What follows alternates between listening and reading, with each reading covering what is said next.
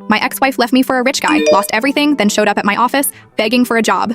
I showed her my fiancé. I always felt like there were two paths diverging in a wood, and sorry, I couldn't resist quoting a little Frost there, but it's true. One path was the one I was on. A good job, money coming in, the safe choice. The other was this nagging feeling, this dream of making something myself. Not for the money, though that would be nice, but for the feeling of creating something that mattered, at least to me. My name is Mark, I'm 41 now, but this story starts a few years back. Back then, it was the good job path all the way. I was a software engineer. People thought I had it made. It was a good enough life, at least on paper. What most of those people didn't fully get was the feeling of being on a treadmill. It kept going, and going, and going. Thinking back, I guess I started to feel this itch to do something different.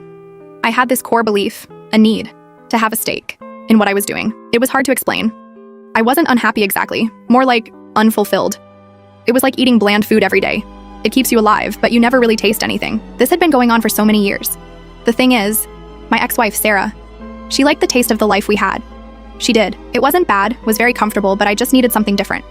I was 35 at the time and she was 33. We had been married for 6 years when I decided to take the plunge and leave my well-paying job. It all started with quiet conversations, or at least I tried to keep them quiet. I'd mentioned to Sarah, my wife at the time, about this idea I had, this app I wanted to build. I thought it could really help people, make a difference. She'd listen, but I could see the doubt in her eyes. I could almost hear the questions before. She even asked them, "But what about the lifestyle, Mark? What if it doesn't work? Are you sure you want to give up this security?" They were fair questions. I didn't have all the answers. I knew I couldn't keep living the way I was, a cog in a very large, very profitable machine. Every time I dared to bring it up, her anxieties would be there. Sarah would point out all the practical problems, all the reasons why it was a risky, even foolish idea. She was worried. I understand that now. I had a good salary. We had a nice life. Giving that up seemed crazy to most. I only had a vague plan at that time, just a strong feeling that I needed to build this thing. I tried to reassure her. I told her I had saved up enough money to cover my half of the expenses. She could manage her own share. She wasn't enthusiastic. Sarah was concerned about the impact on our lifestyle, on the image we'd created. We were part of this exclusive country club, socialized with influential people.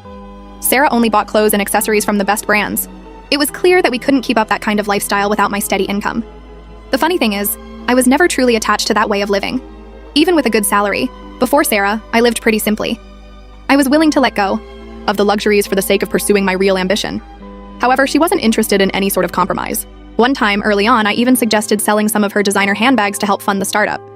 She looked at me like I'd suggested we live in a cardboard box. "Those are investments, Mark," she'd said, her voice tight. "They're worth more now than when I bought them." She had a point, I suppose. My suggestion of selling those bags had been silly. It wasn't really about the money from the bags. It was a sign of us being a team. Sarah's idea was that I should work on my project in my spare time. Once it started showing potential,